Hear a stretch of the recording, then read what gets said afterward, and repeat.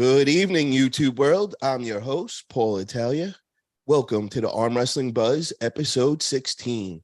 And we got some special guests tonight, guys. Stacked crew. We have the top two female arm wrestlers in the United States right now. We have Elizabeth Mozak, and she has a big super match coming up at the next East vs. West. She will be pulling Caroline Peterson. We also have Merlene Berrouet in the house, and she has now just got the top 154 spot in the right hands for female arm wrestling in North America. We also have Tyler Noblitt, who he's the guy that beat me in my amateur tournament. He's the only man in the amateurs that has beat me, and he's actually got 2 wins. And Tyler's got a story for us today. He unfortunately he's going through some tough times. He got 2 arm breaks, and we're going to dive into his story and just kind of hear everything he's going through right now. But before we talk to everybody, I just want to give a shout out to our sponsors. First off, griparmsports.com. If you guys haven't already, get over to that website. Use the code Italia15, receive 15% off. They got all this great arm wrestling clothing, straps, all the stuff you need. Get over to gripzilla.com. They got all the arm wrestling handles you could use, really high quality and everything. Use the code Paul10, receive 10% off. And if you guys have any injuries or anything, get over to Vitacell, stem cell therapy. I'll be attaching the link in the description. So welcome, guys. How is everybody doing tonight? Doing great. Doing good. And I'm slacking. I'm sorry. I did not introduce the Arm Wrestling Buzz crew, and I'm really sorry about that. Let's first start off with Tom, the arm wrestler, hailing from Texas. How are you doing tonight, Tom? Doing good. Just want to mention, Freddie, you are scared. You canceled the match. You're trying to conspire to move it back to December. You're a fucking joke.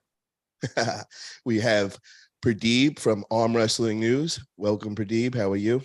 Thanks, Paul. I'm fine. And that's kind of Tom's intro from now on, whenever he introduces himself. Yeah, well, until after I beat him, then it'll be on to the next. Yeah, so we're definitely going to get into that hot conflict going on in arm wrestling tonight. But first, I want to hear from the top female arm wrestlers in the house. So Elizabeth and Merlene, how are you doing tonight, ladies? I'm great. I'm great. So I want to first start off and kind of get your guys' story, how you guys found arm wrestling, how long you've been pulling. And let's start off with you, Elizabeth. I've been pulling about 2 years now. I think it's going on 2 years in like September. I didn't pull amateurs like you, Paul. I just kind of went for it and started right in the open. So I'm just gonna put that out there. Showing me up. And I got to throw this little comment in there too. I think it might have been one of your first practices ever that I actually attended. That was when me and Jerry Cataract came over to Texas, and I remember I didn't know who you were. You were pulling my friend Sarah McKinney, who is a top arm wrestler in Texas, and I got a lot of respect for her pulling skills and all. And then I seen this girl, and I'm like, this girl is giving her a war. I'm like, who is this? I haven't seen this girl before. And then I started asking everybody. I think I asked Matt Craig and all, and he said she is super, super strong. And I was just in shock that you were giving Sarah such problems. And Sarah is a veteran puller. So how did you get in so quick and just, start dominating right away?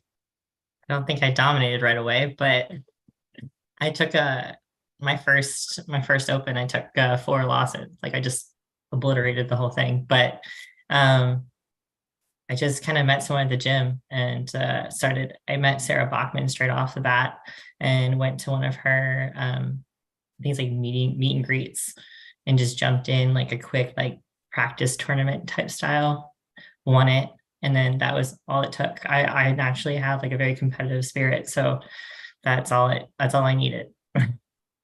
Yeah, and I got to say, I mean, I've never seen somebody come in and within the first year, you're fighting for the #1 position in your state. And I clearly remember that. I remember the matches you and Sarah were going back and forth, and it was getting pretty intense out there. And I was just really impressed, and I just couldn't get over it. I was like, wow, she's pretty new, and she's already, kind of killing it out there. So I want to give you a lot of props on that.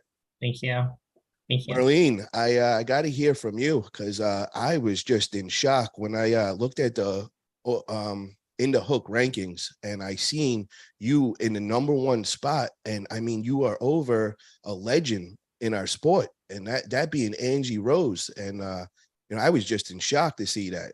So how did you pull that off? I guess, a lot of luck and hard work, I guess. I've been in the sport for a bit. I took a really large break. I started around 2004, 2005. I was like 16. I was a junior in high school. Michael Celieris, he was my chemistry teacher and started an after school program. Wow. Yeah. So he introduced me into the sport, and I don't mean to cut you off, but let me just catch everybody up, all the subscribers out there. If you guys don't know who Mike Stillarius is, he's from Game of Arms, and this dude was just unbelievable. He just so strong, just destroying everybody, a great character and everything. And, that was what everybody knew him as, the earth science teacher. And now to hear from one of his students is now in the top position. That is just amazing in itself. So keep going. I want to hear more of this story. Yeah, he's definitely part of that foundation of my top roll technique. And I went through a couple of tournaments. I took second my first tournament, and then won first the following year against the same person. And I was just really fortunate in the few years that I was competing and training before I moved down here to South Carolina to like go to practices where I was training with great people like, all of the New York crew, like Dan Fortuna and Kevin Nelson and them. And then, Christian Benny and Sue Fisher and all those, Jim Bryan, all those huge legends, back then. So I was able to take a lot from them. And then when I moved out here, I took like a 10-11 year break because I became a mom, and got in a car wreck where I broke my arm, like my wrist and all that stuff. And then a few people linked with me in South Carolina when I was looking to get back into arm wrestling. And a few years after that, I went to Honky Tonk, where I met Adam and the crew, Carolina Chaos and Palmetto Pullers, and the rest was history. Like You're talking about Adam Warzinski, correct? Mm-hmm. So that's the team you train with today. Well, all of the Carolinas, to be honest, because it composes of like Adam and my closer teammates, like a lot of the Palmetto Pullers in Summerville, South Carolina. So I'm fortunate to have like support from a lot of people that influence how I pull, how I train, all the techniques that I learn. Because, I train everything. I don't just train top roll. I train hook. I train side pressure. I train back pressure. I train everything I can possibly train and try to soak in every little thing that I can from everyone. So I've been very fortunate, Now, how did it actually happen? Like, when did you get that first spot? Like, when did you beat Angie, and how did it happen? And oh man, it was at the Tennessee tournament where they had that legendary 154-pound class round robin, that Hunter. Larratt Jenkins' event. That kid is putting some fire He's tournaments. awesome. He's got the 198s coming up soon, and that is just so exciting. Larratt's doing great things. That is amazing. So you went against Angie that day, and yeah, she just I went there. I was ready to, support, Team Carolina, Hunter and all them. And I seen her in the crowd and I couldn't even swallow my spit. I was like, oh my Jesus. Hopefully she's just a spectator. And she was not. And I was like, oh, well, the thing is, I have so much respect for like Elizabeth and all the women out there that are competing on the regular. I'm saying? Like, I'm a single mom of two. I'm an executive chef of a yacht club. I run a business. I don't have time or the luxury to compete as much as I want. So when I do get to go, I give it everything I got. You know what I'm saying? So even though it was a legend that was like across from me, I was just like, well, give it all that you got and see where you end up, And I was very fortunate. You know, she's an amazing human being. A lot of the people that I've met in this sport are, especially the women. So I was just very fortunate, you know. That's got to be an amazing experience just to beat a Mhm. legend of that caliber. I mean, Angie is just on another level, just amazing puller. So For sure. Tyler, I want to move on to you, brother. I want to hear this story, man. Let's kind of first start off with your introduction into arm wrestling. How did you find arm wrestling? A buddy of mine just kind of found me in the gym and was like, "Hey, this guy arm wrestles, like actually arm wrestles." And I was like, "All right, let's see what he's got." And I pulled him left-handed. He beat me. I pulled him right-handed, and I beat him. And he'd been training for a few months. And his name's Justin. And then he's like, "Dude, you should actually like try this, you know?" And my buddy Kyle Blankenship, we always just like, we'd go to bars or go wherever, and we'd always just beat everybody doing stupid arm wrestling at the bars or whatever. And it just started practicing poorly, I might add. It was terrible. You don't want to see any of the footage or anything that had anything to do with those practices. But we found another club locally, and he's my coach now. His name's Michael Hitt. He's a top 154 guy. And that's when I kind of started actually learning how to arm wrestle about 5-6 months into the sport. And he's taught me most of everything I know. Very good, very good. So I want to catch up now to today, bro. I want to kind of just dive into the story and all, and you know, it's some unfortunate news, but it's something that I feel the rest of the community could learn from, you know, and I want to make a negative into a positive by kind of just educating the rest of the arm wrestling community. So let's just first start off with how did the first arm break start, and where were you, and just kind of fill us in on everything. So we, Mike Hitt and I, Kyle Blankenship, a couple other guys, we went to Michigan State, and it was going to be my second time pulling pro open, whatever you want to call it. And I had got third place at a tournament that Lincoln Munger had hosted in Kentucky. And I was like, whatever, I'll pull Michigan open and just see what happens. And I mean, I was feeling good, felt strong, went up there. I got beat by the first guy that beat me was, what was his name? Ballinger. The older Ballinger. I can't think of his name. Bill Ballinger. Bill Ballinger.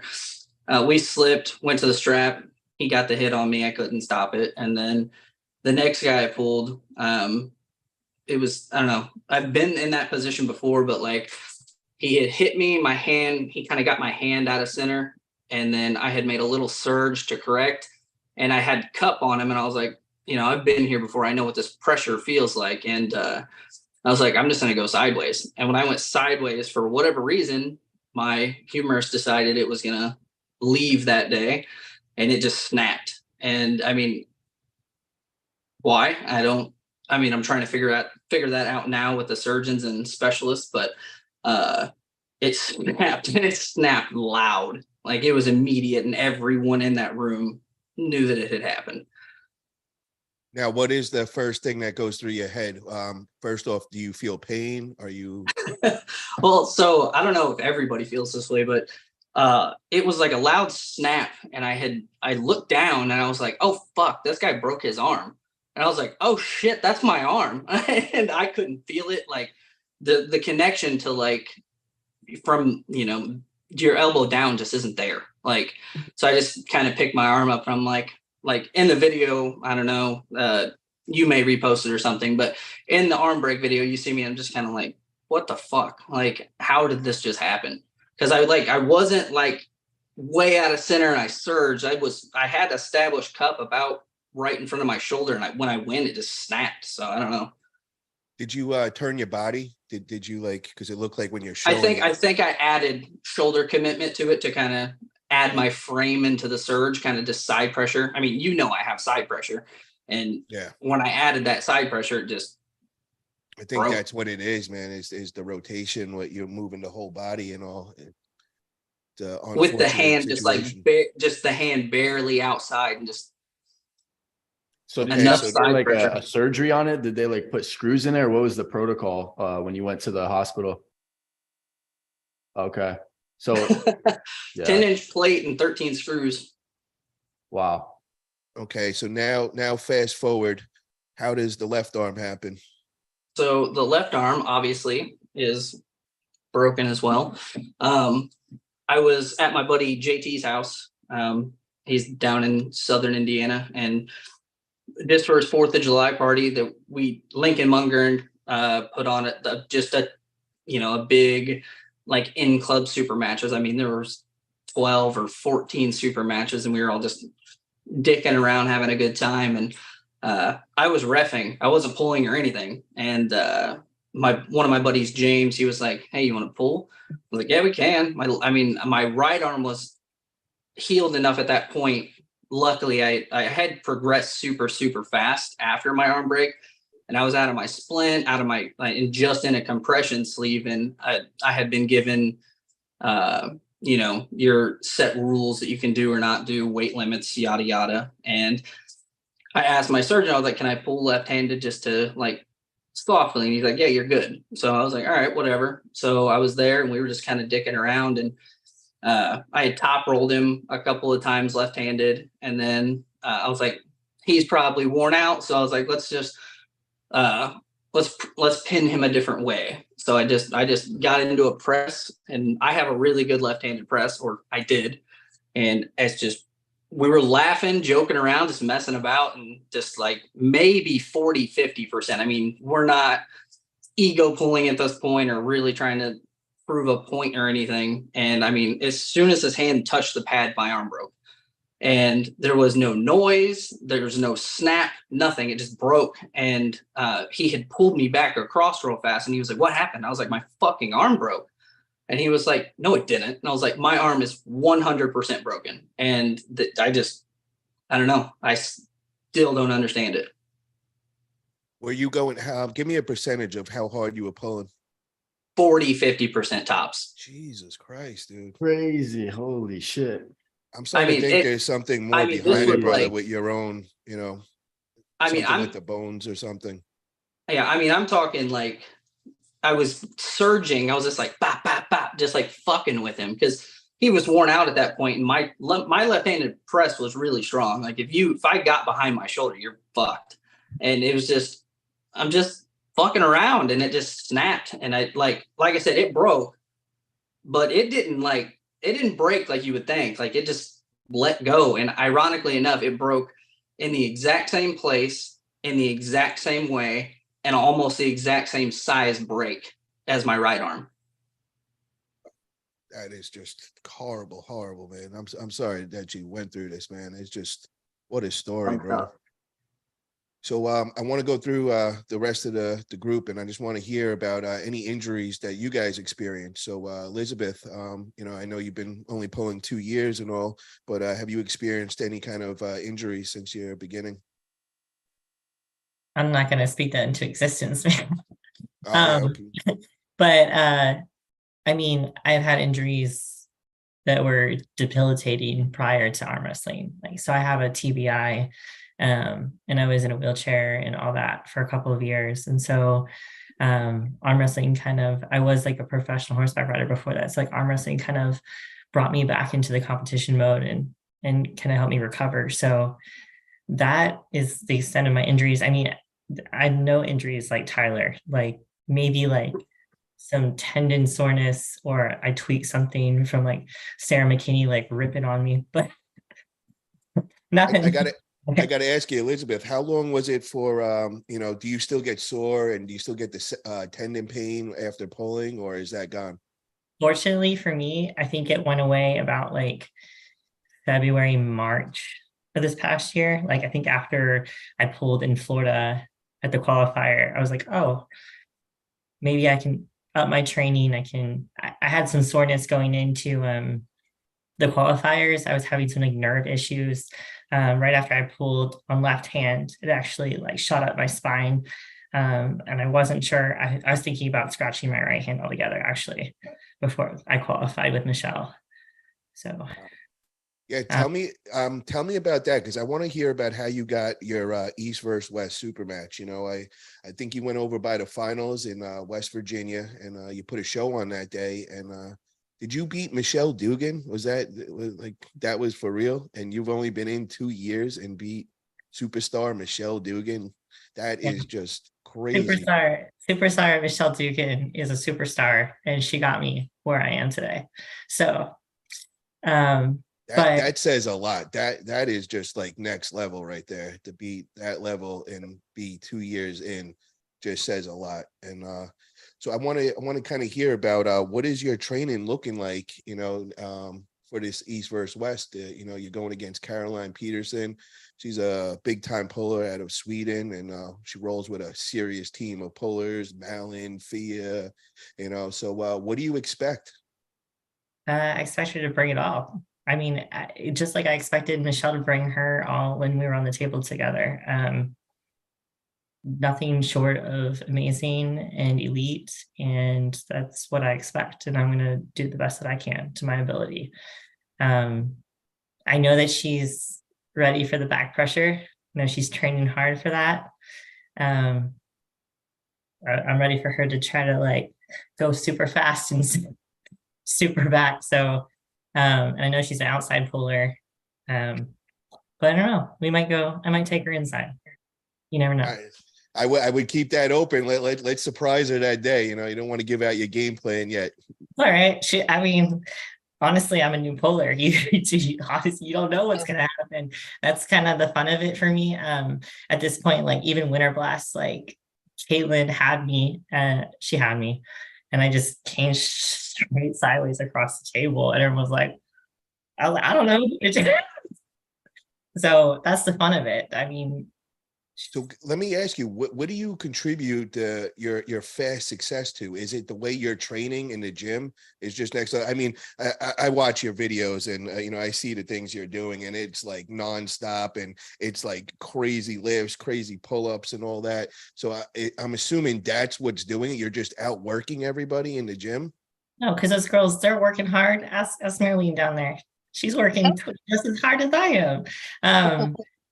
Don't laugh, you are. So I don't think it's that. I think it's a mixture of things. I think that this year I've learned a lot. I've grown as a puller. I got in with a great team.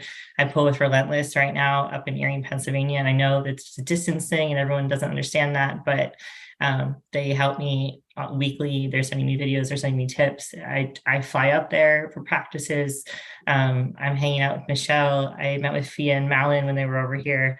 Got their tips and what they think that I should be doing.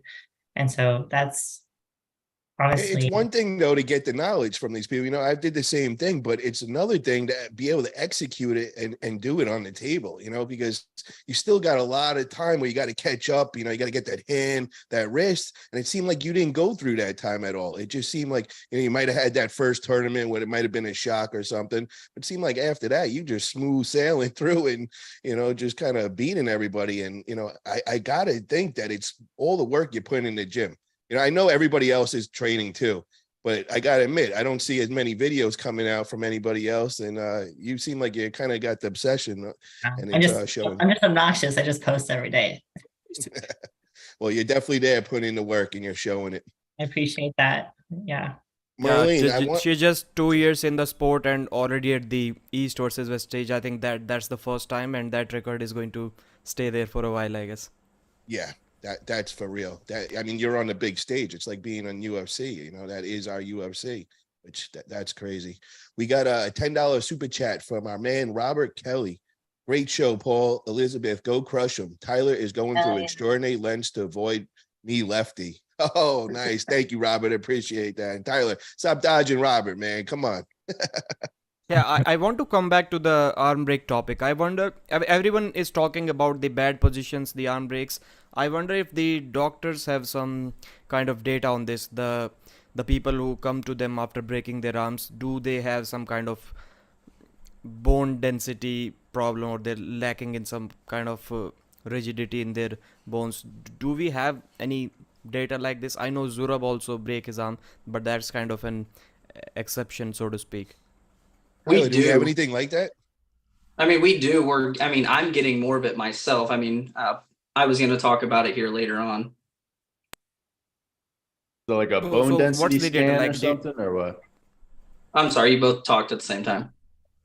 Have you gotten like a bone density scan done or something? You said you kind of know about that, or what are you referring to?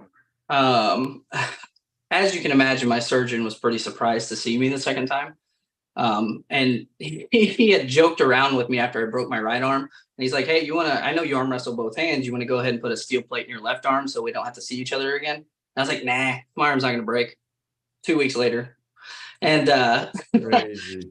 he was like, hey, man, something's definitely up.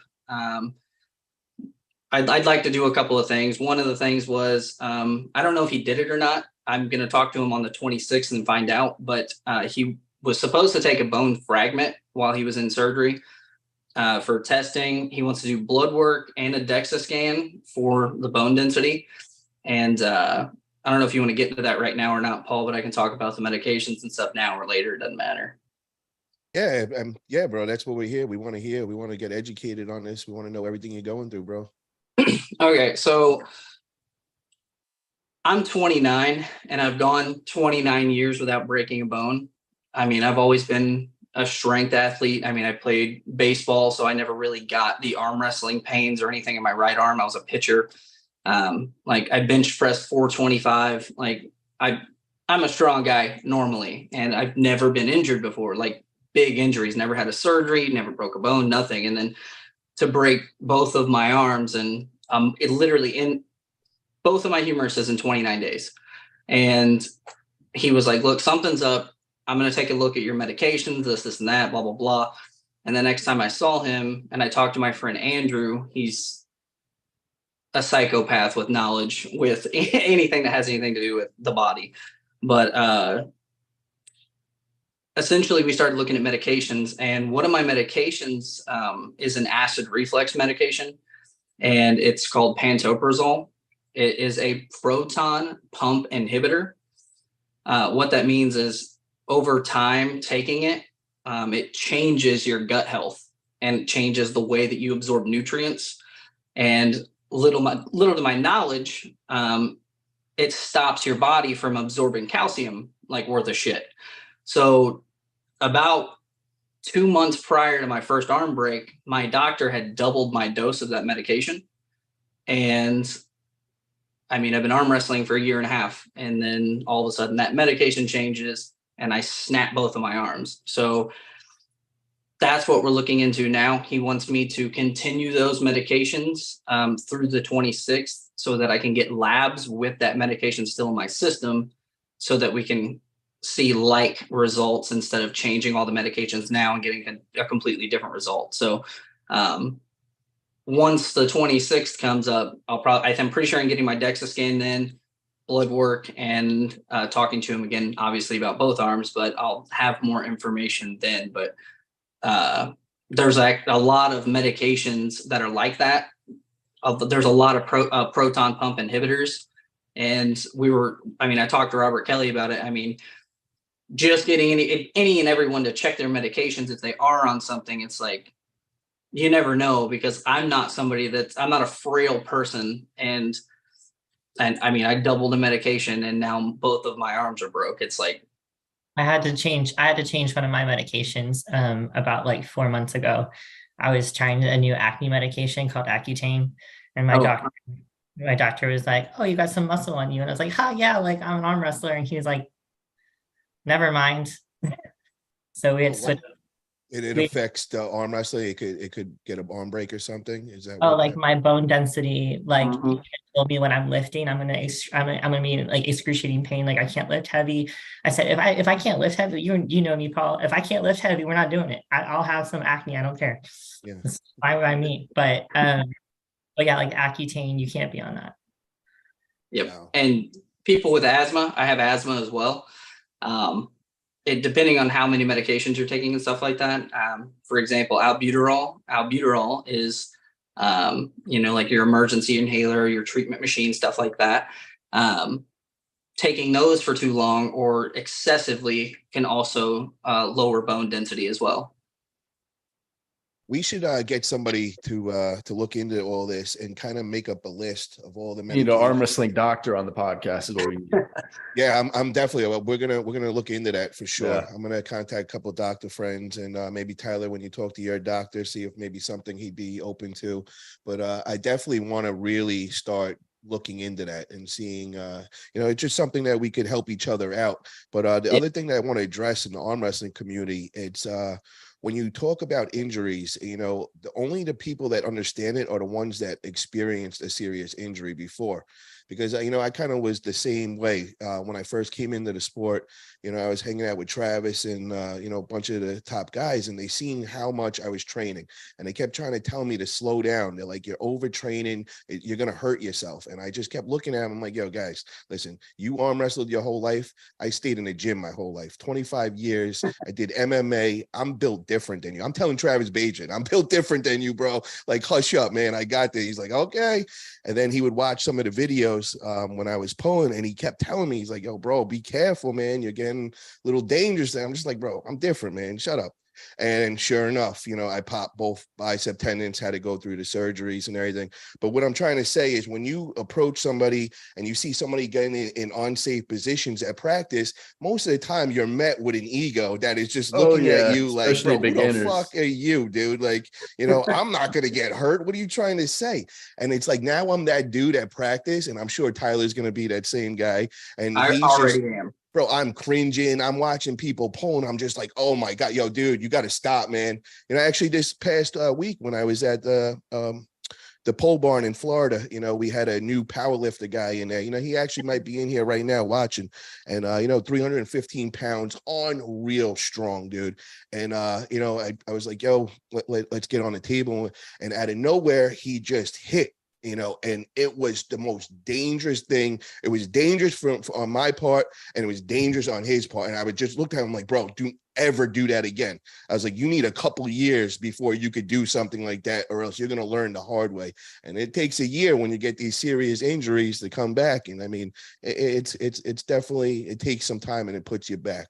So I think it helps I just want to say, I think it helps having a good club where there's, veterans and people who kind of get the newer guys and teach them the right way at the start, and, kind of slow them down and say, hey, this is like sparring, like in MMA, for example, where you're not trying to beat someone up, completely destroy them. You're trying to train, get stronger, learn how to train safely first. So having a good team with guys who are experienced, who will kind of foster that development of beginners, is definitely crucial. But Tom, this is what I got to tell you, bro. I did that. I was with a team in North Cal. They're the old arm benders, all of them pulling 10, 15 years. Same thing. It's just our egos. You're dealing in arm wrestling, bro. A lot of us got some pretty big egos. We think we know it all and all. So, and I'm telling you, I'm hanging out with Jerry, Travis, Toddzilla, they're all telling me the same shit, and I'm just not hearing them either, bro. I'm just like looking at them like, sometimes you gotta learn the hard way, right? That's it, bro. And a lot of I've these learned guys, the hard way. I can relate to you on that, because I've learned the hard way from injuries too. So I know exactly what you're talking about. One other example is when I was in Florida, I was at this practice a year ago, and I seen this new guy in there, and he was just so dangerous with moves. And he was telling me he was going to be competing in 2 weeks in a tournament. And I'm just like, yo, bro, you got to slow down. And he's like, nah, I got this. Sure enough, 2 weeks later, when he goes in his first tournament, he breaks his arm, hits me up. And he's like, dude, you were right. And, I don't want to be that guy to say, I told you so and all. I'm like, just take it easy, go slow. Well, bro, he went and healed himself up 2 months later, broke the same arm again, dude. So it's like, yeah, we gotta be, when you see somebody in an unsafe position and continually doing that at your call practice, it out. Stop him. But don't even, if he's not hearing it, tell him he's not allowed to practice here. You know what I mean? Because you're doing him a favor. He might not look at it that day, but you're doing him a favor. But Merlene, I want to hear from you. You've been pulling for a very long time and all. And have you experienced any kind of injury since you've entered our sport? I have. I've definitely been on both sides. When the first couple of years that I was competing, I was actually on the other side where the person I pulled broke their arm, and it changed the entire way that I pulled any other woman that I met after. Because when I was learning to train with the guys, I would tell myself, if I give my wrist, it's gonna automatically break. to like a mental thing so that I always had my knuckles facing up, you know what I'm saying? But then like I remembered I'd gone to this tournament and this lady was like, because I always pulled overalls. Like my first tournament, like I always pulled overalls. I never was worried about weight classes or nothing like that because I don't know, I guess it was different for women. And I went and I was just so worried and I pulled as hard as I could and I felt that arm break and I said I was never going to do that again. Like if you notice any of my matches, I'm always holding on to women. So in my mind, it's like I'm trying to process how to be as aggressive as I need to be, but still not harm someone because I know that it's possible. So in how I grip and how I pull, all of that, like making sure I'm a unit myself and still trying to watch out for the other person has influenced every single match that I've had since that arm break. Me myself, I was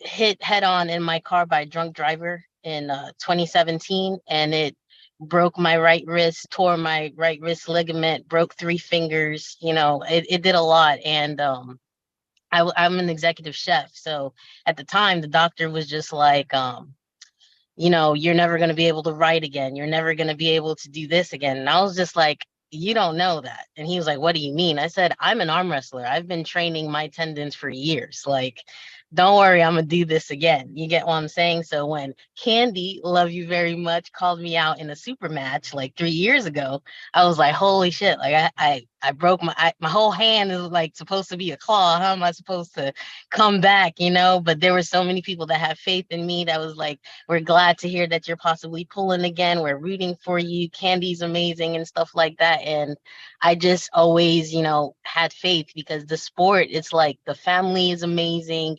Like the muscle memory that your body has after training for so long, you know, because you're not just lifting weights. How you're lifting the weights matters. How you're holding the water bottle that you're drinking is you know, training your thumb or training your wrists and stuff like that. So I feel like, you know, injuries, as hard as they are, they somehow make you come back stronger, I feel like. I don't know, because I know that I'm definitely not, I'm definitely stronger than I was before the injuries. And every single practice, like I know Adam kind of said it, but he heard it from like when he was training with Chad and them.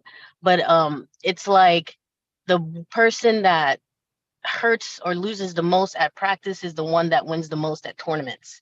So I'm constantly in elbow pain. Like I live in elbow pain. Plus my body's always 30ing. So it's always creaking and cracking and doing all that stuff. You know what I'm saying? So I live in pain. I just know sometimes it's time to rest. Like I'm still trying to heal from after pulls from like a month ago. You know what I'm saying? Because that's my favorite time. Tournaments are great, but interacting with everybody and pulling everybody and their mother, Lord, you know, if there's like beers involved, that's it. I ain't having no arms for like 3 months after, even though I'll probably still pull, but you know, I'm used to pain. But you know, if like pain is, it lets you know what your body's trying to tell you. But as an arm wrestler, I feel like we're some of the strongest people out there. So injuries don't stop us. You know what I mean? We come back stronger. We demolish and hit goals that we couldn't before the injury. So, you know, to me, injuries aren't setbacks. They're just, you know, bonuses, bonus points, like It's the power ups. life of an arm wrestler. That's what we live. You know what I mean? Straight up. And Tyler, there's one thing I want to throw in there also, bro, is you know, I know it seems like, you know, kind of overwhelming right now going through what you're going through. But the one thing that I gotta say is time goes so damn fast when you're going through this, because you're constantly doing things. You're going to PT, you're always progressing. So you really don't get time to just sit around and feel bad, you know? And before you know it, bro, I'm telling you, you're already It's gonna be ironic. It's ironic that you say that because all I have been doing is sitting around because I can't go to PT because I'm not allowed to drive right now. okay. With well, they say I'm not allowed to drive, but physical therapy won't schedule any appointments with me until after the 26th, and then I start PT for both arms because I did one single physical therapy session on my right, and then I've been doing it all by myself at home, but it's been nothing but sitting at home doing nothing, and it is driving me insane. That will change, bro, as soon as you start the PT. And then here's a hard question I gotta ask, bro. How you wiping your ass right now? So ironically, so I was taking two peptides, BPC 157 and TB 500. Let me I just want to fill in everybody at that, to all us arm wrestlers. These are some peptides you guys should know about.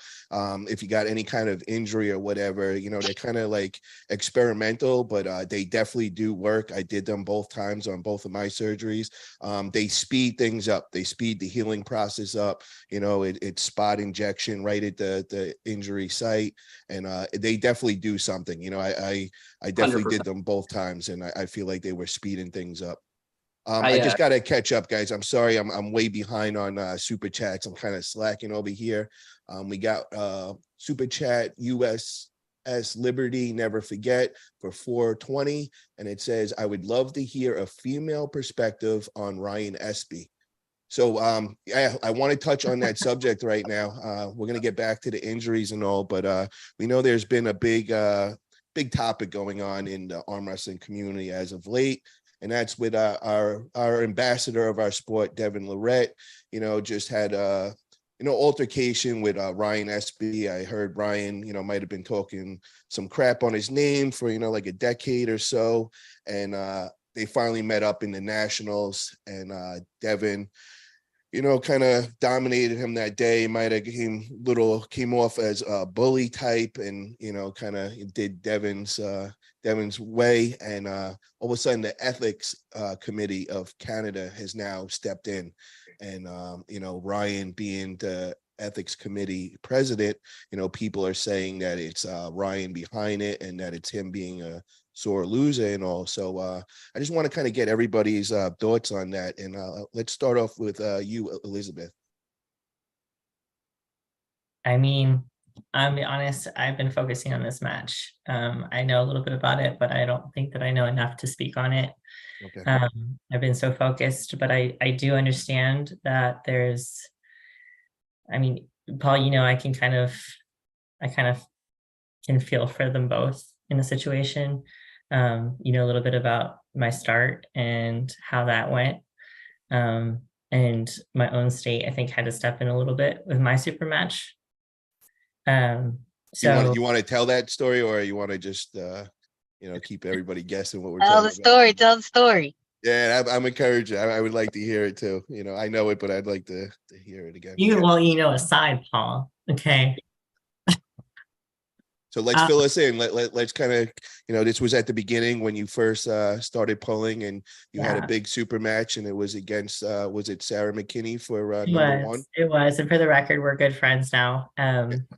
But I mean, the situation is that you kind of get caught up if you're new and you're not familiar with the sport. And as you pointed out earlier, Paul, I kind of like just like shot into the scene, and I was maybe told certain things that were not maybe like the truth of how arm wrestling is and how everyone's a family and how it works. And I was more in the impression of like, you're calling people out and you're just going like pretty much like dogfight style, just going at it.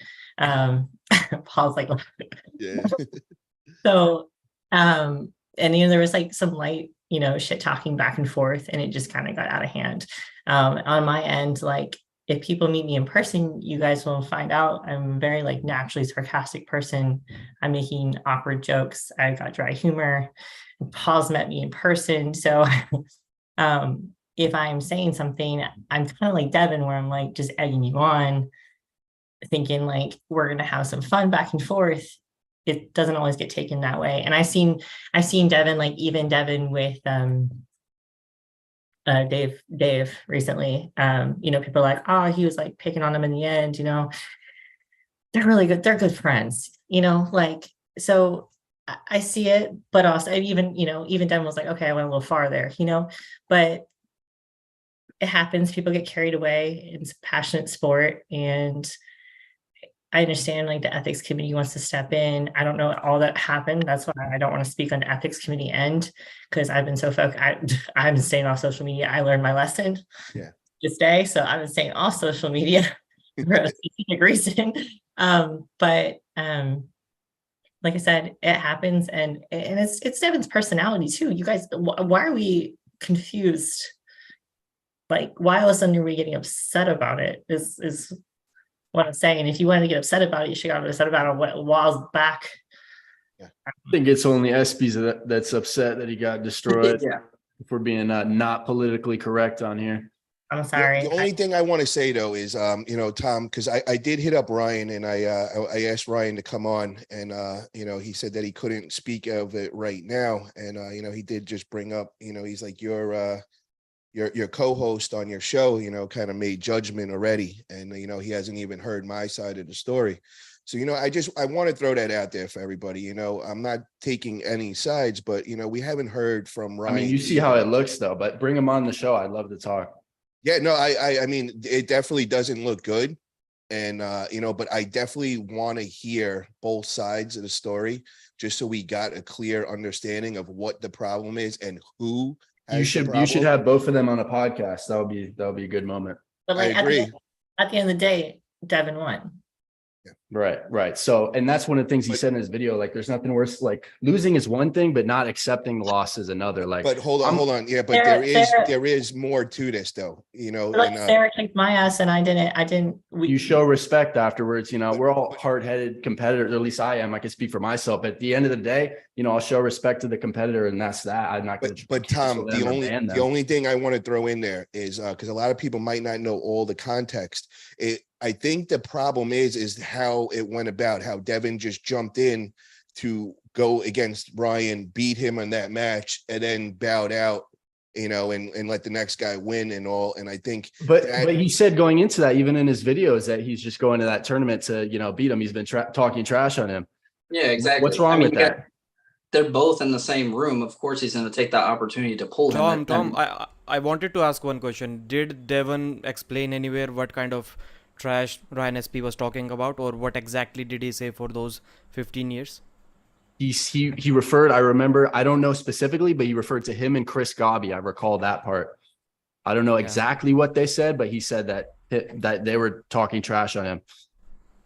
I've been watching whatever Ryan SP has been putting out for at least, I'll say, 5 years, and I haven't heard him talk any kind of crap about Devon, at least in the past 5. Okay, let's assume he didn't. Let's assume he didn't. What does that change anything? So he's trying to cancel Devon still? But it kind of hurts trying to hype up the tournament that he went to? Like, it kind of hurts somebody's public image. Like you mentioned, he was talking crap. Paul Italia, as soon as this topic was brought up, he said that he was talking crap for 15 years. And my question would be same to Paul as well once he comes back. Like, everyone is saying, and you go to Ryan SP's page and everyone is like, dude, you were talking crap to Devon for 15 years. And I'm like, those guys have been following Armwrestling for maybe max 2-3 years. Like, if I ask all of them, what kind of crap do you think Ryan SP was talking about? I don't think anybody would have an answer to that.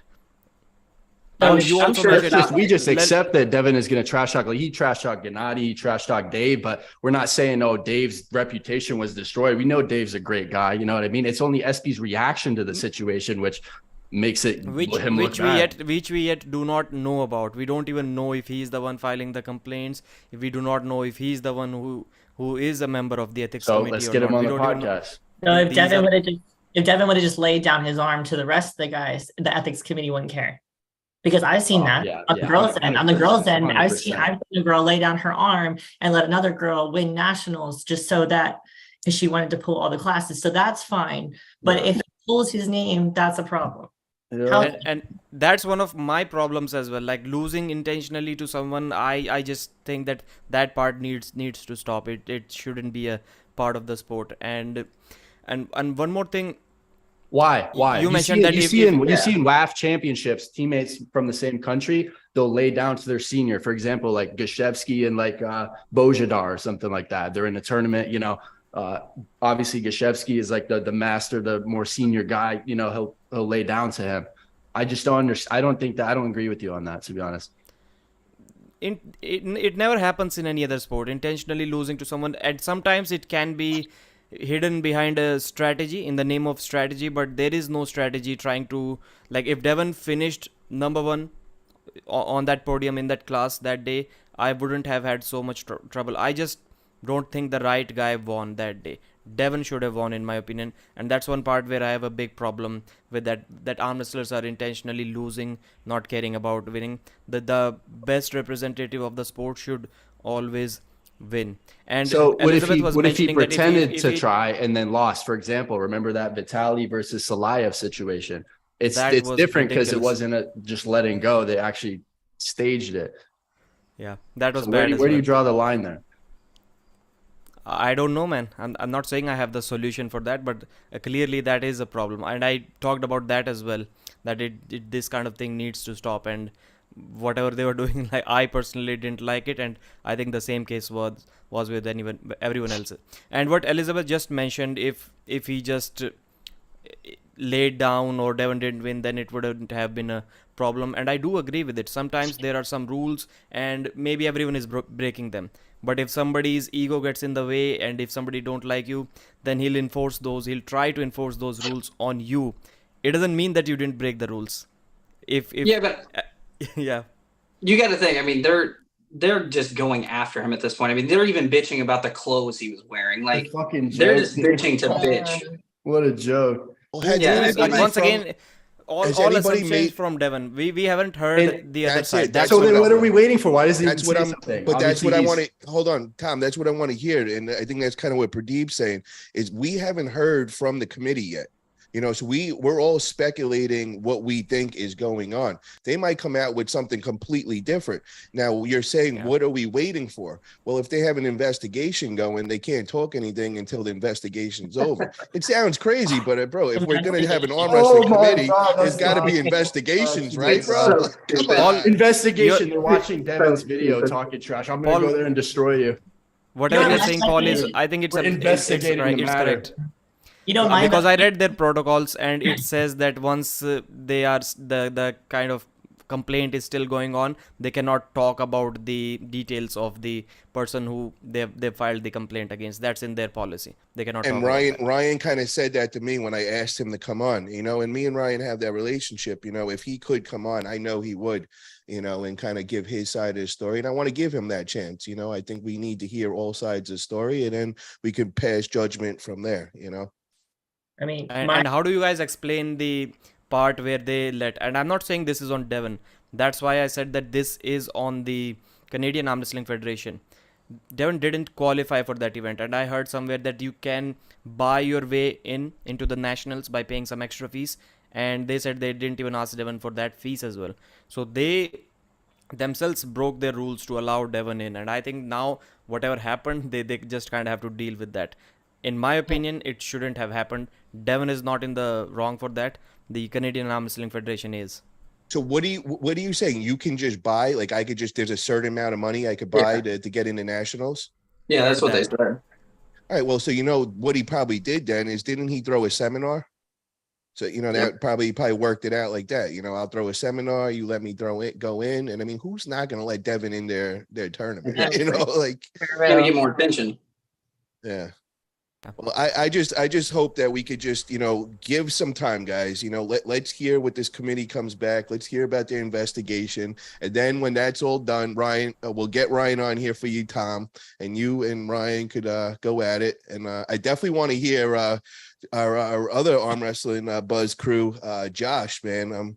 Want to hear what he thinks from Grip and Rip Arm Wrestling. So, Josh, if you're in the chat, bro, chime in right now. Kind of want to hear what your side of the story is. And we have a $5 super chat from Shane Owens Arm Wrestling. Can we talk about how Marilyn shows up to practices with gourmet shrimp and grits to feed everybody before she feeds us on the table?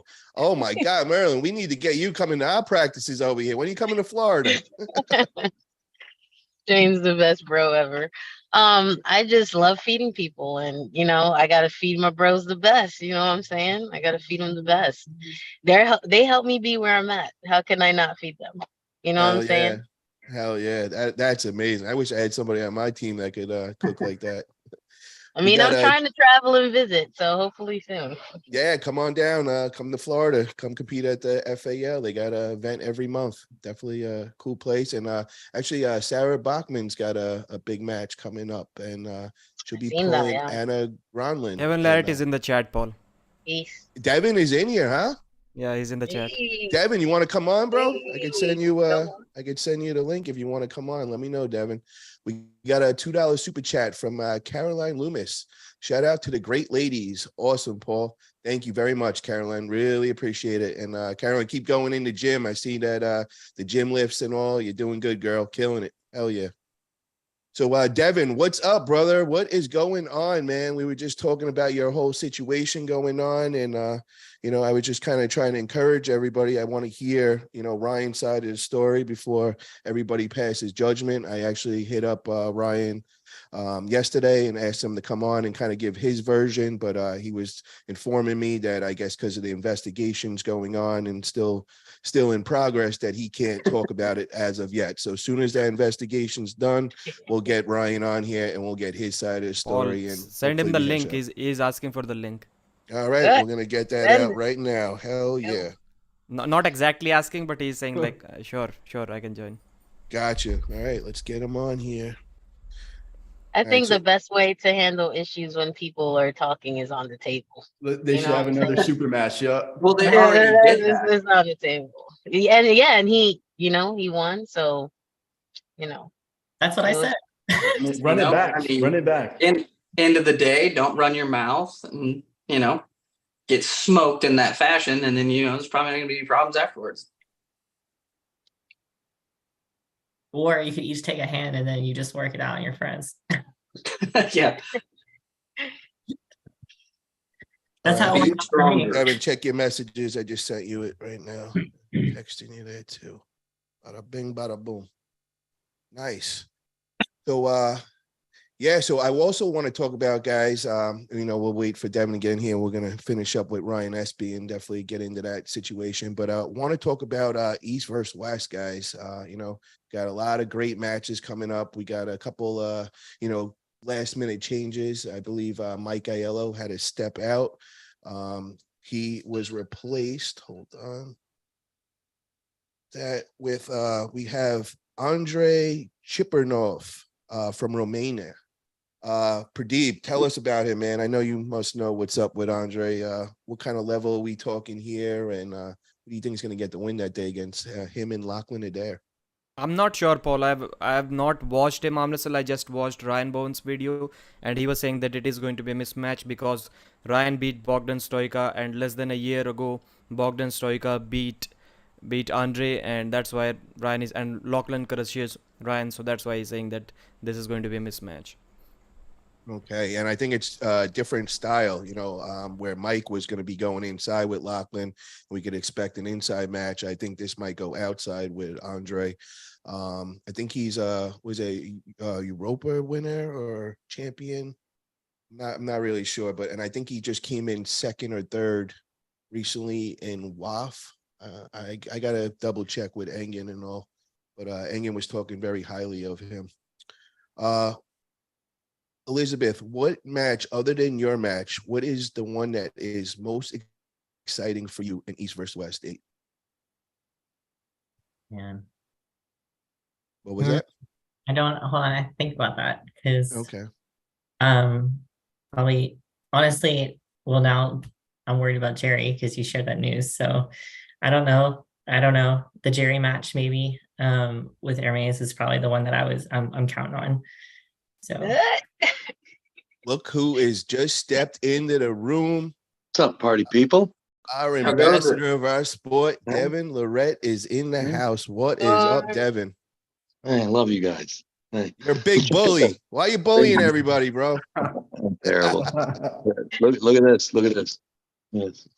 Hey, Oh, nice, So nice. good. like the Right. first soup I've made in my entire life ever.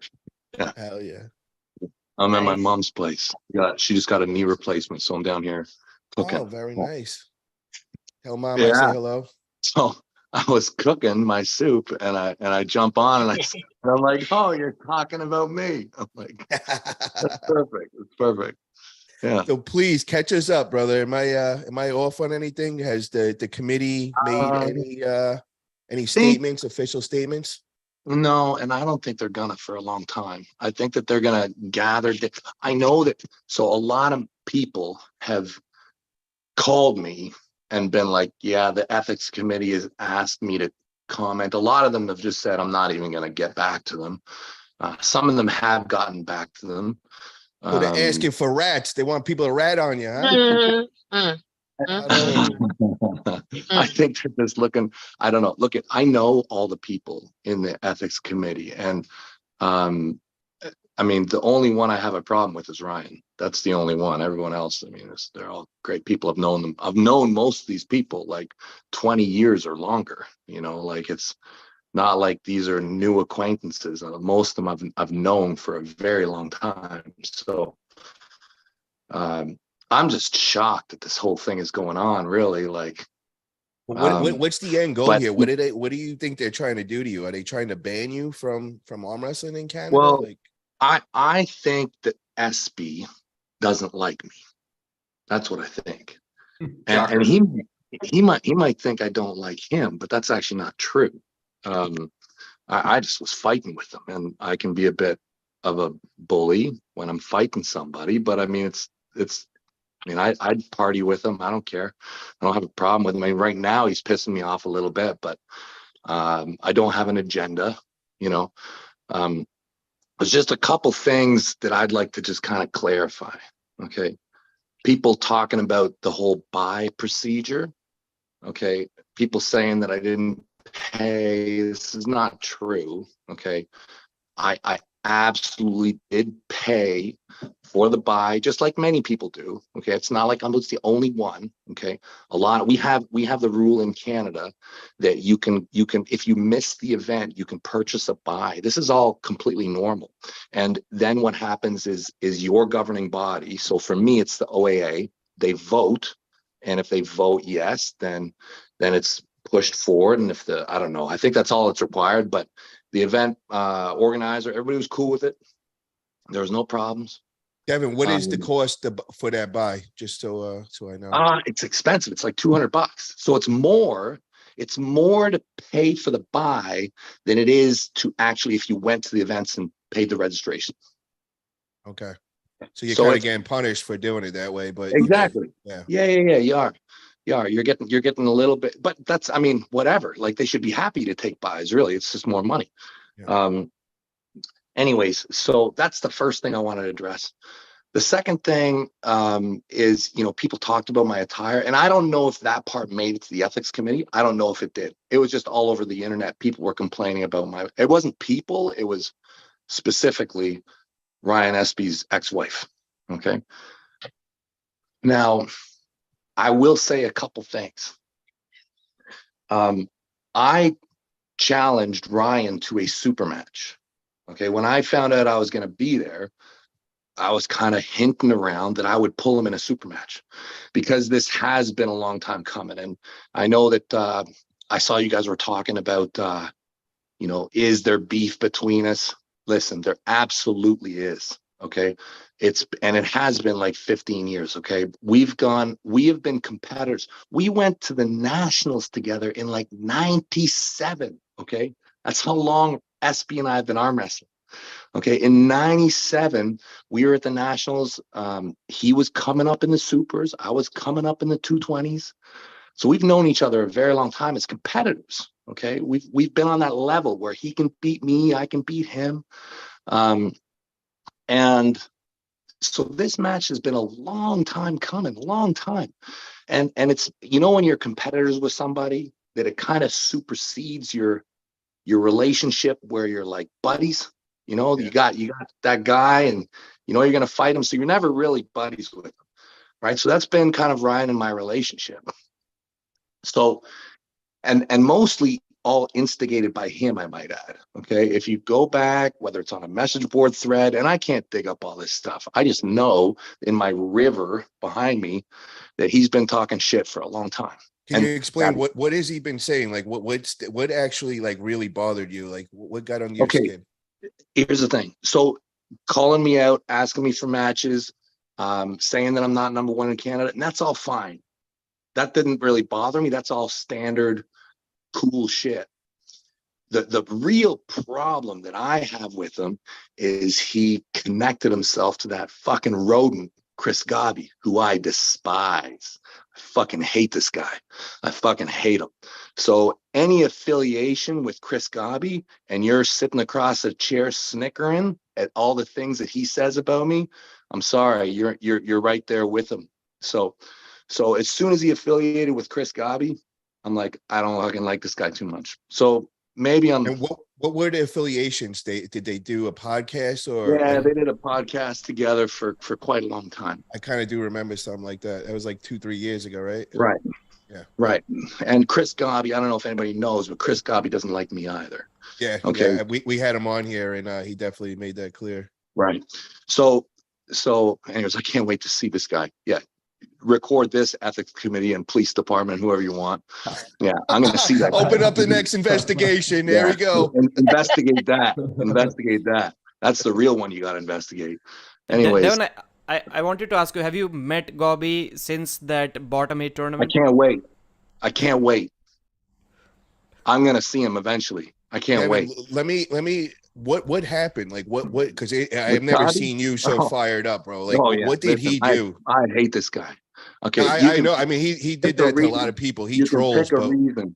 But what really pissed me off is he went after my fucking dead brother's ex-wife, and he wouldn't leave her alone, being so fucking rude to her, like calling her fucking all sorts of shit. He didn't even know her.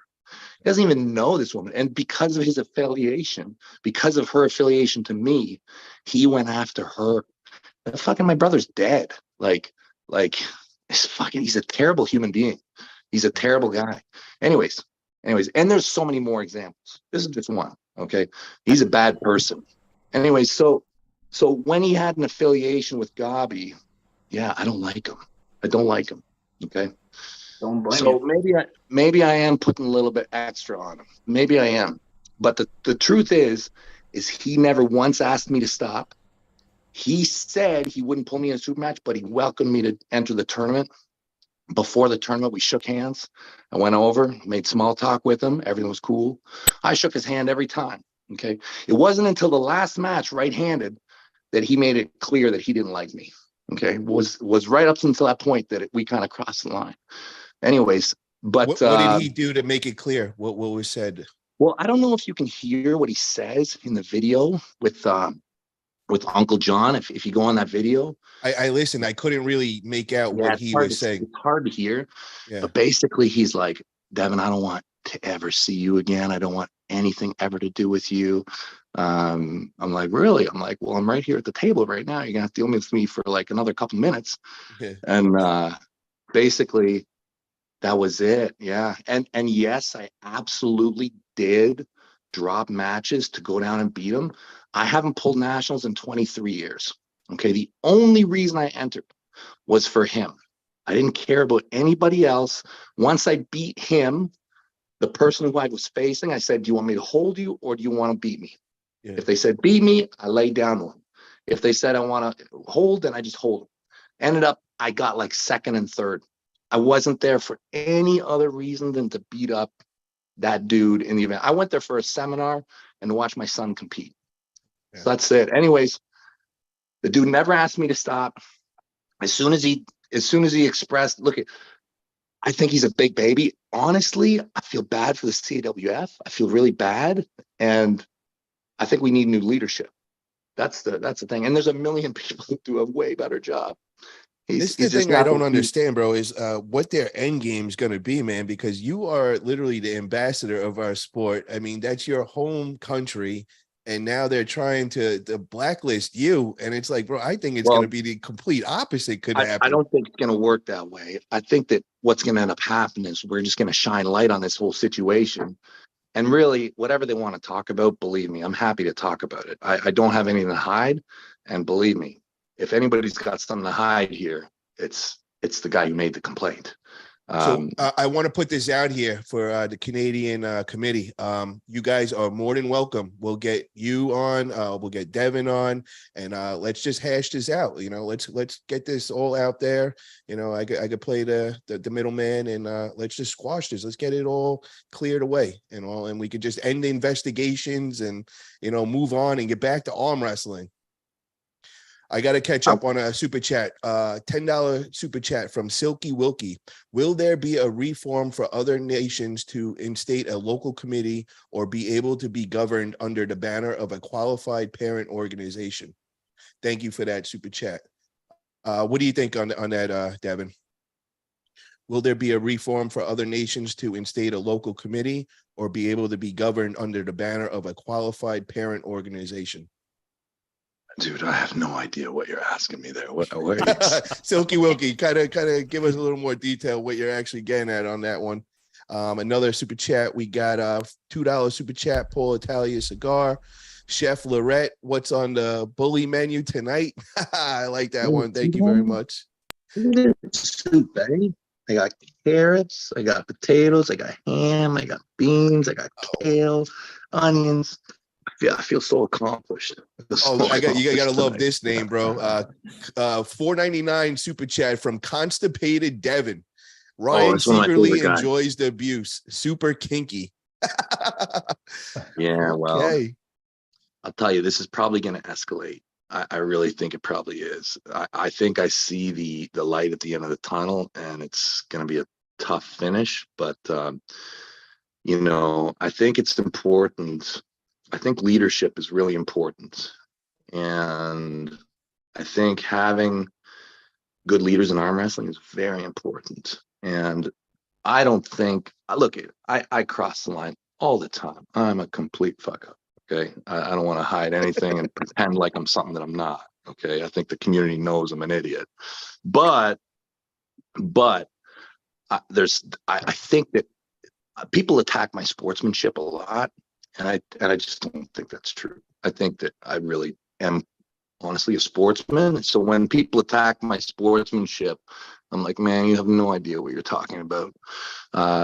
Ryan, in my mind, through this entire thing, is showing a lack of sportsmanship.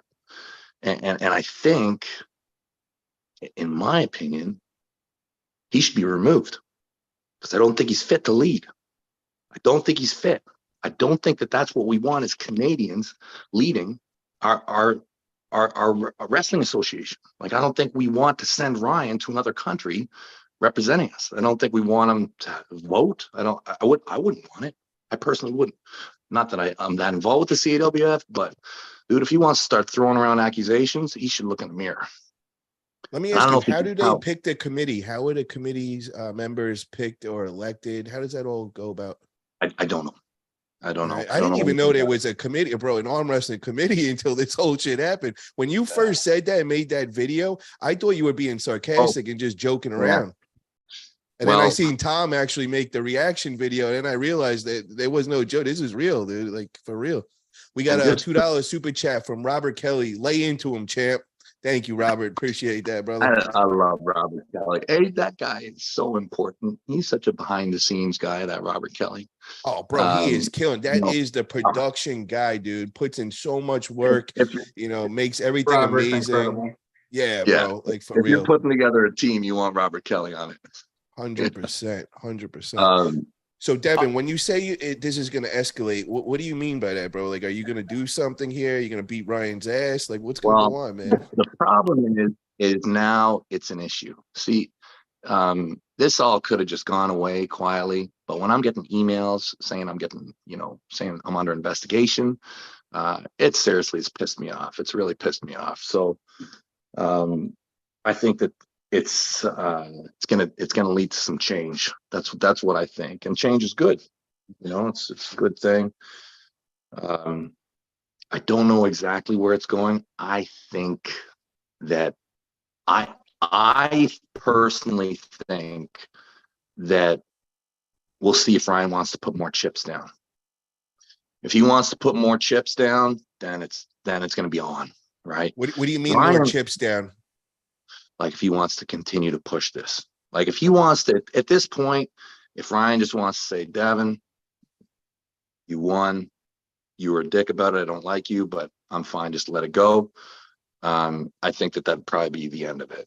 Then you'll squash it. So Ryan, if you're listening, bro, because I know you might be, regretting kind of this all going down, because I'm sure you have a million people hitting you up, people are memeing you, people are making all these posts and all. But if you want this just to end, bro, Devon's saying he's not going to hold a grudge against you. You guys could just squash this right now.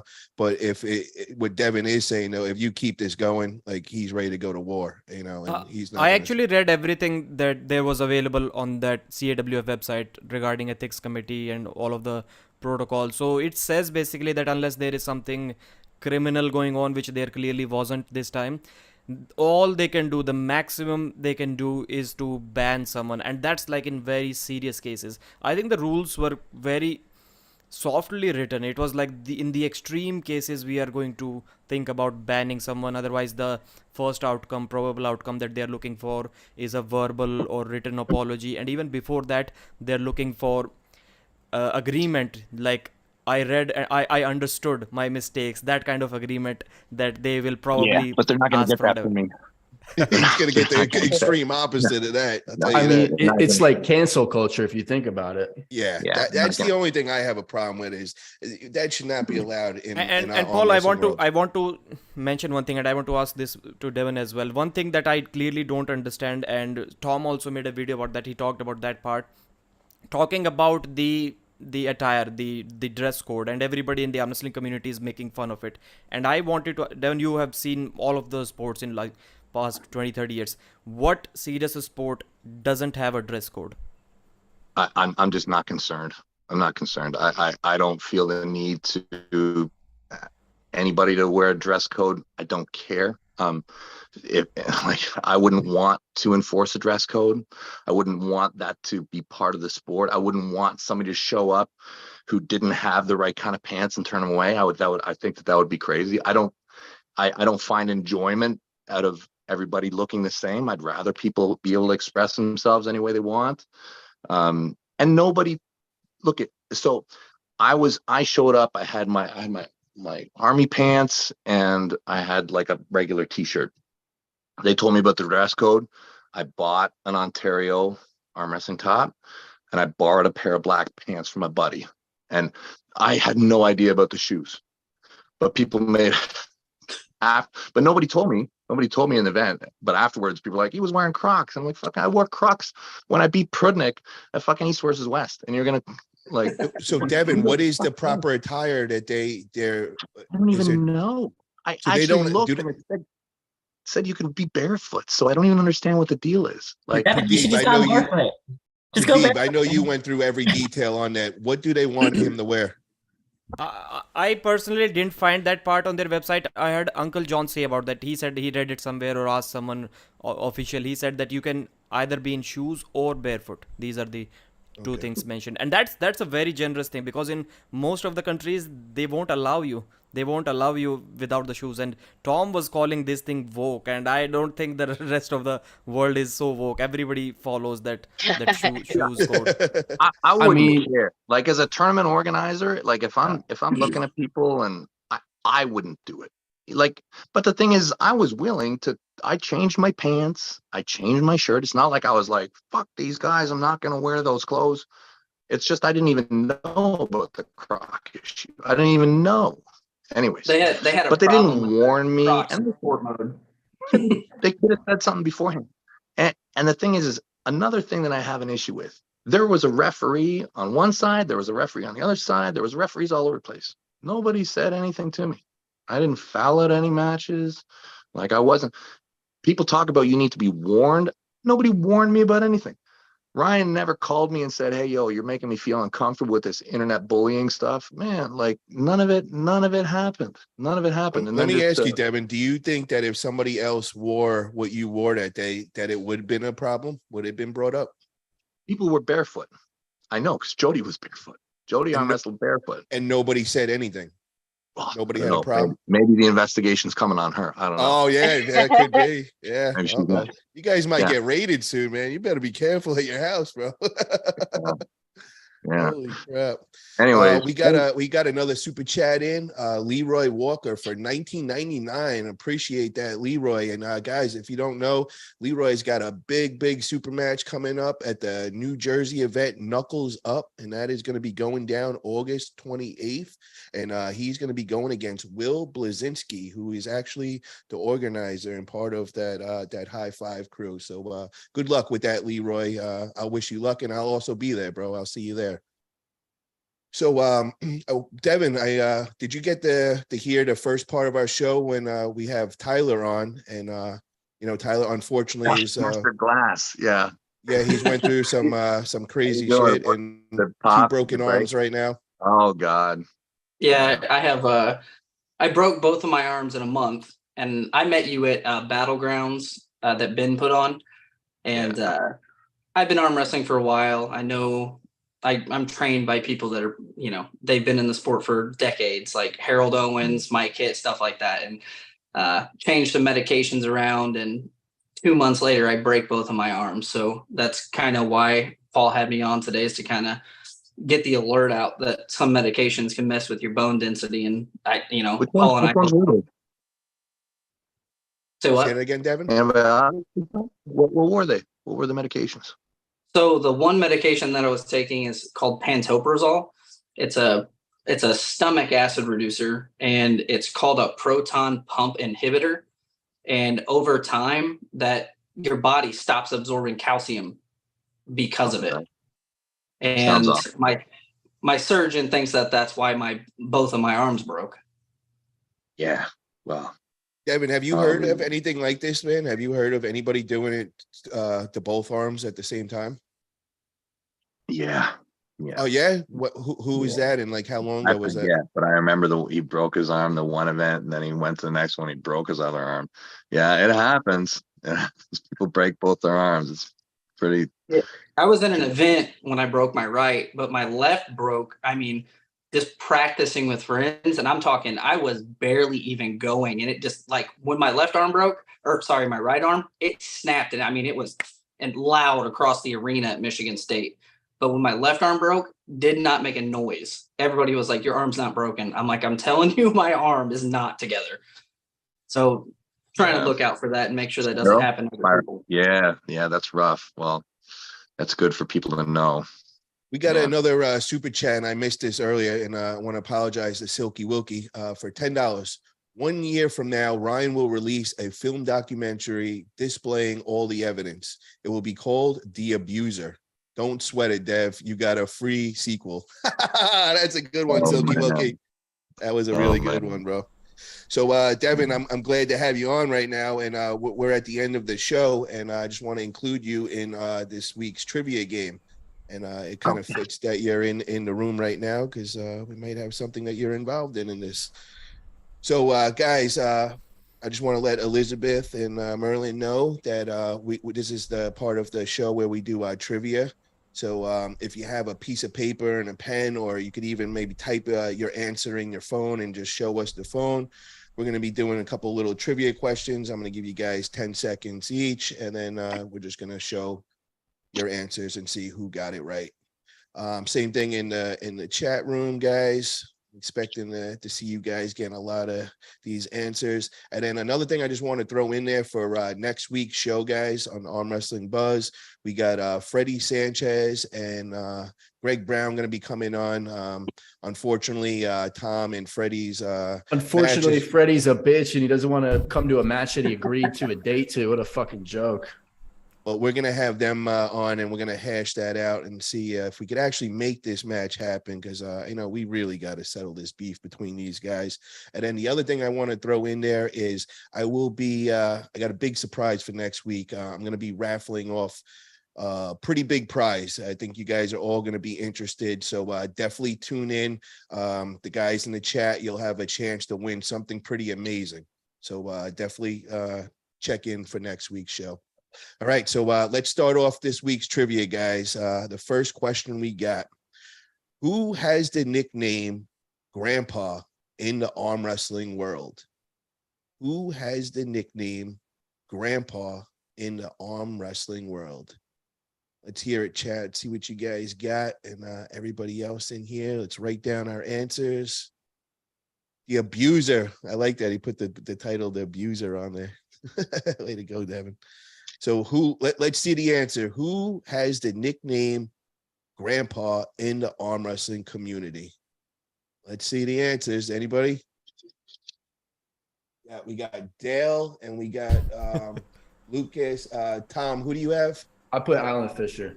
Alan Fisher. Any of the ladies, do we have any answers? Anybody? I know I was wrong, but I don't know if you can see it. Who is It that? Norm says Devielle. Norm That was Devielle. that was close. So I'm gonna give you guys a little hint. It's he's from Oklahoma. He's from Oklahoma. Devin, you should know this. He's from Oklahoma. One of the oldest pullers from, yes, somebody in the chat just got it. Very good, Aaron. You just killed it, bro. So the answer is Jim Coyle. Jim Coyle from Oklahoma is known as the grandpa of arm I wrestling. thought he's known as the thumb breaker. he definitely is taking a lot of people's thumb for a ride. I'll tell you that, man. Jim is a great guy. I've thrown a bunch of events with Jim. Great person. Number Devin, two. can you bring back Grandpa Dale with or without Juji? Is it possible? No, I need Juji. I can't do without Juji. Is Juji still arm wrestling, guys? He would. He We would. gotta get him back in. Yeah. Number two, who is the top arm wrestler from Wyoming? Who's the top arm wrestler from Wyoming? Oh fuck. This one's a pretty easy I'm one. too I new to think the you guys floor should from all a get this question. one. I mean, I only really know one arm wrestler from Wyoming, so who is it, guys? Let's see him. It's AJ Henson. AJ Henson. No, I got Devin. Nobody. Pradeep, No. Elizabeth, Tyler. No Erwin? idea. Okay, so the answer is Corey Miller. I Corey think AJ might beat Wow. Corey. Miller. Yeah. I think AJ might beat Corey, to be Well, honest. no, it would go, Tom. It would go. Who is the most successful in their? Okay, their, the most weight known class? is the question. Yeah, who would be the most successful, arm wrestler of time from Wyoming? Okay, number three. Who won the 2021 Mr. Olympia 206 to 235 weight class? 2021 Mr. Olympia Left or right? right hand 206 to 235 pound weight class. And this one was a war. This one is a big name. I think I know it. Yeah, I think you should know this I one. mean, I was No, you were there. there. Yeah. didn't No, you remember. weren't there. No, you weren't there. You weren't there. I'm getting mixed up. I'm mixing Was up it? with Olympia. Devin was there, I think. Were you at the Arnold's? Yeah. Okay. No. I was Mr. mixing Olympia. up, Devin. I You was said mixing up Mr. with the Olympia. Olympia. You I said said Olympia. Yeah, Arnold's or Olympia? It's the Olympia, guys. It's the Olympia. You were there. Yes, you are right. Devin is right. Marcio Barboza is the answer, guys. Yeah, Devin, we were there together on that one. That was a fun trip, Right. bro, for real. Yeah, it's great. Number four, who was the main event in East vs. West 2? Who was the main event in East vs. West 2? And a little hint to throw in there, it is Engen's favorite arm wrestler is involved in this one. That one, I think I just gave it away by saying that. I probably went too far. All right, let's see him, guys. Let's see the answers. Chat room, who do we got in there? Who was the main event in East vs. West 2? Berzink versus nope, it is Berzink versus Zoloff. Berzink versus Zoloff. Yeah, Devin, did you have No. that? Yeah, it was Berzink versus Zoloff. Main event East Zoloff? versus West 2. Why the fuck can I not remember that? What do you John Kozolov? Pradeep, did you have Yeah. that right? Yeah, I got it. Very good, very good. Yeah, Pradeep's always killing it. Number 5. What time? It was after, so first in the first event, Devin, Zoloev beat Todd Hutchings, then Engin put up John versus Zoloev as a kind of a rematch after 2015, and John did can openers with him. I gotta change my ways. I gotta change my ways in a hurry. I love it. All right, now, what top arm wrestler was born in 1976? What Come on. top arm wrestler was born in 1976. I think everybody should know this one. I think you guys could get this one. Devin, you definitely got to know this one, bro. Come on. I think, was it this guy? Yes, very good. What did you guys get? Tom, Pradeep? Nope, it is Travis Bajent. Travis was 1976. Cobra Rhodes, what's up, brother? Dollar super chat. Appreciate you, Cobra. Thank you very much, bro. I know Cobra is getting all these trivia right for sure. Next question. What is Tamara Mitt's nickname? What is Tamara Mitt's nickname? So for you guys that don't know, Tamara Mitt's out of Canada, superstar puller. Really strong female arm wrestler. I'm expecting Elizabeth and Merlin are definitely going to get this one. Let's Who remember see it, something guys. from that WL match? I'm forgetting the title. So let's see it, guys. What is the nickname for Tamara Mitz? Sorry, Tamara. Damn, nobody's got an answer. Nobody. Nope. All right. So the answer is Crazy Canuck.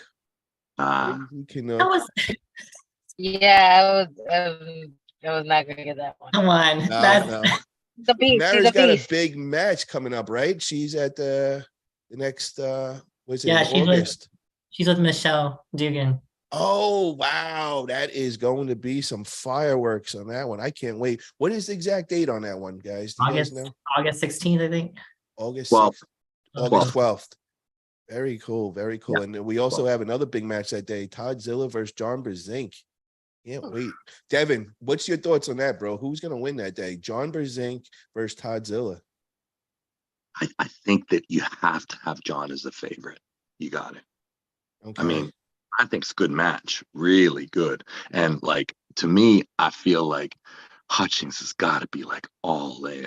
Like, Yeah. this is his moment, right? This is his teacher. This is John Brzenk. Like, it's big deal. Big deal.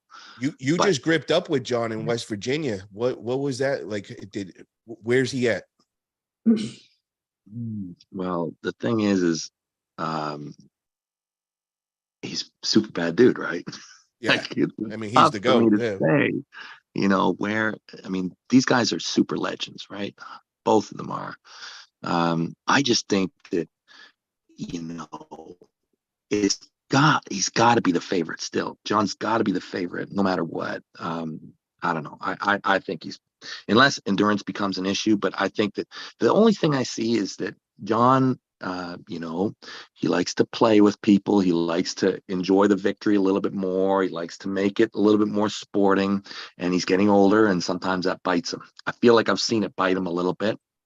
So I think if he's efficient and just goes for the win, it's a clear win for John. I think he even might be able to play with him a little bit, but if he gives too much rope, I think that Hutchings can turn it around, because I think he's probably got better endurance.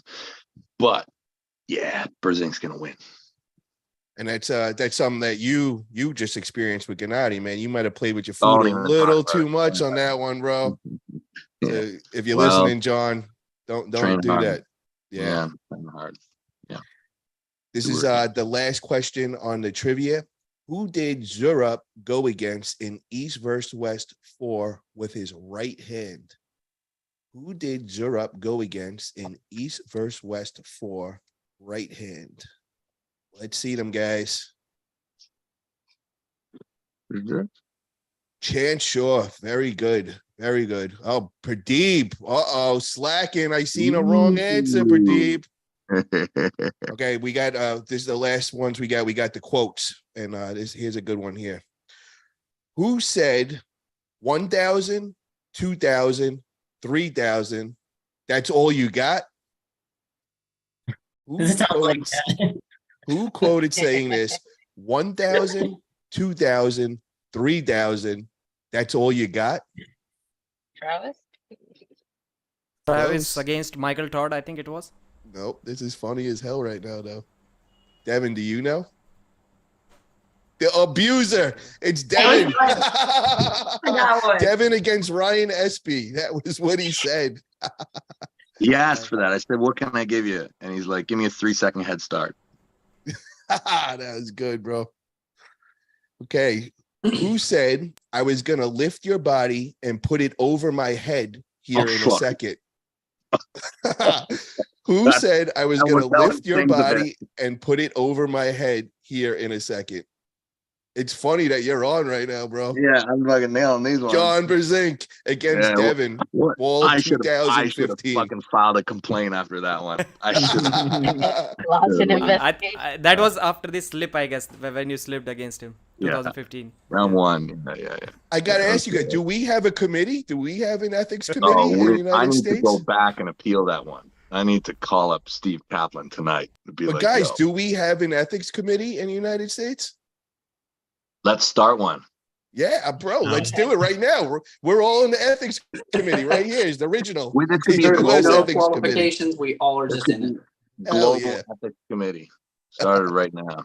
Yeah. Jeez. So we need a special handshake next time we see each other. Hell yeah. Here's a tricky quote. This one's gonna get all you guys, I bet.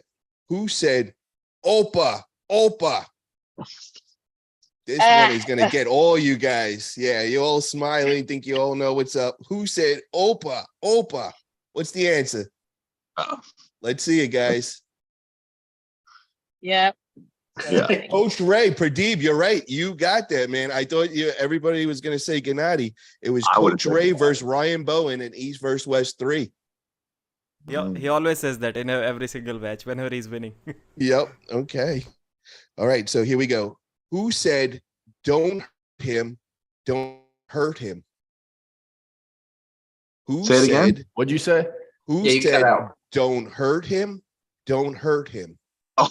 Oh my God.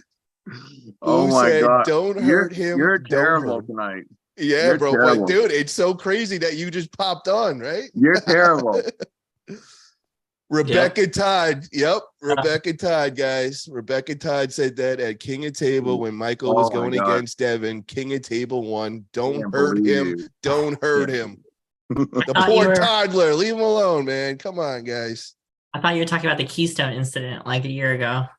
Oh, wow. What happened at the Keystone a year ago? Like they had to cut the live feed. Really? Okay. Why did they have to cut? There was just an Right. altercation. Ah, okay. And Wow. like Paul stepped in. Hey, Elizabeth, you're going in August, right? To East versus West? Mm-mm. January. Oh, you're at this one? January. July. Yeah. Yeah. Oh, you're at this one. Okay. So the next, this is the last one, guys. Who said no, Dave, open up? Who said That's no, easy. Dave, open up? Yeah. As soon as you throw the opener in there, it's pretty much shield, right? Yeah, I gave it away with that one. Yeah. Gennady. Gennady versus Dave Chafee, East versus West 3. Hell yeah. We got a $2 super chat from X1348 MMT versus Ryan Espy. Oh, yeah, there we go. Hell yeah. That could be a good one, right? They Well- faced on the left. That was like 2 years ago. Yeah. Oh, yeah, I do remember that. I remember it. That's when, Brian got the win that day. Yeah. Michael Todd jumped in on the press, but it wasn't working. He was getting stuffed. I remember that one. We need Michael Todd versus Austin Jaggers left-handed. Yeah, there you go. It didn't Austin hurt Michael that last time they gripped up. And We're not gonna talk about that. gotcha. Yeah. So, guys, I just want to thank everybody for coming on, guys. I want to thank our ladies and Elizabeth. I want to really wish you the best of luck. I know you got your hands full. You got your big super match against Caroline Peterson, July 29th. If you guys haven't already, get over to East versus West. Make sure you purchase that pay-per-view. And again, it's really doing great things. And I'm very excited about these female super matches. And I really think we need to get more action with the ladies. And again, if you haven't already, definitely check out Merlene over here. She is a beast, 154 queen of North America right now. Serious puller. Definitely would love to see her at East versus West as well. So definitely get that. And Tyler, I would really wish you the best on recovery, bro. And I want you to keep me up to date when you talk with your doctor. Maybe we could set up an interview, get him on here with you and kind of really dive in and kind of figure out what went on and just kind of get from a doctor's perspective. Also, just got to get these couple of super chats. We got Silky Wilkie, $10 super chat. Are you happy with MMT's recovery? I hope he can fortify himself well and compete again for the West next year. Yeah, thank you, Silky Wilkie. Yeah, what do you guys all think about MMT's recovery? Do you guys expect big things? Yeah, I mean, anybody with, that much determination, and, they're gonna bounce back. Hell yeah. I think we're up to like version like 94 point something, So he'll figure it out this time. And then $2 super chat from Paul Italia Cigar, Devon, Hermes, or Jerry. Devon, Hermes, or Jerry. Who is, I guess, what are we asking there? Who is number one, or I'm not sure. Yeah, who's gonna win? Who's gonna win? Oh, okay. I'm sorry. I think Hermes the favorite. Hermes the favorite, but obviously I want Jerry to win. But Hermes probably the favorite. Yeah, guys, I hate to say this right now at the end, but yeah, we got a little bad news, guys. We're hoping things are gonna pull in and pull out and everything, but Jerry has pneumonia. I just got word yesterday. Jerry hit me up. He just got out of the hospital. His doctor loaded him up on a bunch of medications. He explained the whole situation, how he's got a huge super match for the heavyweight super championship of the world. And, they're doing everything in their power to get him back and ready. I was trying to push him and like, yo, dude, why don't we see if we can and maybe get it pushed back to the August one. And he was not here and he got mad at me. Yeah, he got really mad. He was just like, bro, I'm just gonna go and give it everything I got. It sucks. I got pneumonia, but I'm gonna go handle this. We talked with Engen just a little while ago, and Engen said as long as Jerry feels he's gonna be, he'll be healthy by then. We're not gonna change anything. So I just hope Jerry quick recovery. Get those IVs going in him. Get the IVs. Okay. Yeah, I'll definitely, I'm going to call him right after this and we got to get him all healed up and all. But yeah, I just wanted to let everybody know that. But, just like I said, the match will happen. Jerry's going to do everything in his power and all. It just sucks the timing and all. But yeah, thank you, Devon, for coming on tonight, brother. Really appreciate you popping on. And, this to the committee out there, to the Canadian committee, if we can get an interview and kind of squash everything, that would be the best action, I think, for the whole arm wrestling community and everything. Let's just squash this. It's just unnecessary drama, and we don't need that. And thank you guys, everybody coming on, Arm Wrestling Buzz crew. You guys are the best. And everybody tune in next week, Wednesday, 9:30 p.m. Eastern time. We'll be back.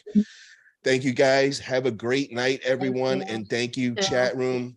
Click that thumbs up if you enjoyed the show. See you guys later. Guys.